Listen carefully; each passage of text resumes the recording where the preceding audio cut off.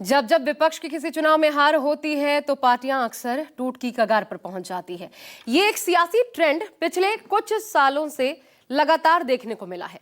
NCP, Shiv Sena, आम आदमी party के बाद ममता की पार्टी से फूट की खबर आई है। सबसे बड़ा सवाल है कि इस बगावत के बाद क्या पार्टी टूट जाएगी? वाकई ऐसा होगा और इसकी संभावनाएं कितनी हैं और क्या है? पहली संभावना, 2/3 विधायक भाजपा में शामिल हो जाएं।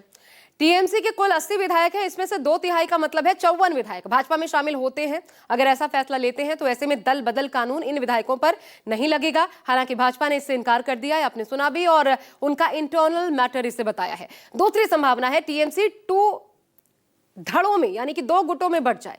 एक ग्रुप पार्टी से अलग होकर असली टीएमसी का दावा करे। इसके लिए भी 54 विधायकों के समर्थन की जरूरत होगी। अगर ऐसा होता है तो बड़े गुट के दावे पर चुनाव आयोग फैसला लेगा और साथ में मामला कोर्ट भी जा सकता है। हालांकि इसके लिए 2/3 यानी टीएमसी के 28 में से 19 लोकसभा सांसदों की भी जरूरत होगी। किसी पार्टी के बागी नेताओं के लिए सिर्फ विधानसभा संख्या ही निर्णायक नहीं होती। शिवसेना और एनसीपी के मामलों में निर्वाचन आयोग ने केवल विधायक नहीं देखे, बल्कि यह भी देखा था कि कितने सांसद किसके साथ है, पार्टी संगठन किसके साथ है, अधिकृत पदाधिकारी किसके साथ है। अगर नया गुट सांसदों को अपनी तरफ नहीं ला पाता है तो उन्हें विधानसभा में नेता विपक्ष का पद तो मिल सकता है, लेकिन पार्टी का नाम और चिन्ह नहीं मिल पाएगा।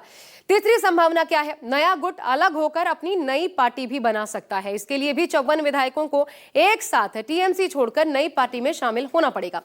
तो ये तो संभावनाओं की बात हो गई, लेकिन अब देखिए, कुल मिलाकर के जब इस मामले में संविधान क्या कहता है वो सर्वोपरि हो जाता है। अगर किसी राष्ट्रीय या राज्य स्तर की पार्टी के विधायक बागी हो जाएं तो वो सीधे पार्टी पर दावा नहीं कर सकते।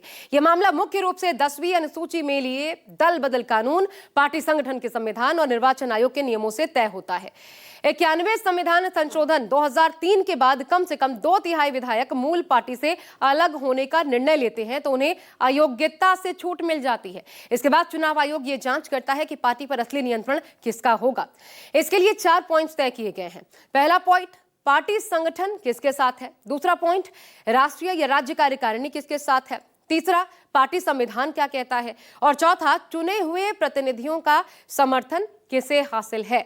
टीएमसी के मामले में भी यही पैमाना होगा। अगर दीदी की टीएमसी से विधायक और सांसद छोड़कर कहीं जाते हैं तो उन्हें इस मापदंड से गुजरना होगा। ये कानूनी दांव पेच है जिसका सामना तो करना बागियों को अनिवार्य होगा।